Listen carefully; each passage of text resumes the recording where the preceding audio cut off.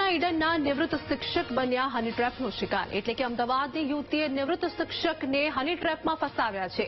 7 દિવસ અગાઉ fake dating એપથી શિક્ષકનો યુવતી સાથે સંપર્ક થયો હતો। યુવતીએ નિવૃત્ત શિક્ષકને હોટલમાં મુલાકાત માટે બોલાવ્યા હતા।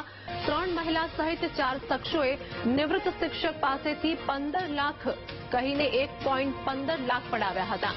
નિવૃત્ત શિક્ષકની ફરિયાદના આધારે પોલીસે 2 મહિલા સહિત 6 શખ્સોની ધરપકડ કરી છે। એક મહિલા આરોપી ફરાર થતા તેને વોન્ટેડ જાહેર કરાઈ છે। ઈડર કોર્ટમાં તમામ 6 આરોપીઓના રિમાન્ડ નામંજૂર થતા તેમને જેલ હવાલે કરાયા છે। તો સાબરકાંઠામાં હની ટ્રેપની ઘટના સામે આવી છે, જેમાં એક મહિલા આરોપી ફરાર થતા તેને વોન્ટેડ જાહેર કરવામાં આવી છે। ઈડર કોર્ટમાં તમામ 6 આરોપીના રિમાન્ડ નામંજૂર થતા તેમને જેલ હવાલે કરવામાં આવ્યા છે।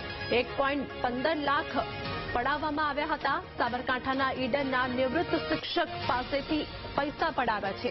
સંવાદદાતા સંદીપ અમારી સાથે જોડાઈ ગયા છે। સાબરકાંઠામાં હની ટ્રેપની ઘટના સામે આવી, શું અપડેટ? સીધોપતિ સાબરકાંઠા જિલ્લામાં એક નિવૃત્ત શિક્ષક હની ટ્રેપમાં શિકાર બન્યો હતો। અમદાવાદની ખાનગી હોટલમાં યુવતીએ મુલાકાત માટે બોલાવ્યો હતો અને ત્યાં તેમણે નિવૃત્ત શિક્ષકને બંધક બનાવીને તેમની સામે 15 લાખ રૂપિયા જેટલી રકમની માગણી કરી હતી। એક અઠવાડિયા પહેલા અગાઉ તેને ક્વેન ડેટિંગ જે નામની એપ છે તેમાં યુવતી સાથે તેનો સંપર્ક થયો હતો અને ઈડરના મણિયોર ગામની યુવતી છે અને સ્થાનિક યુવતી છે તેવું કઈ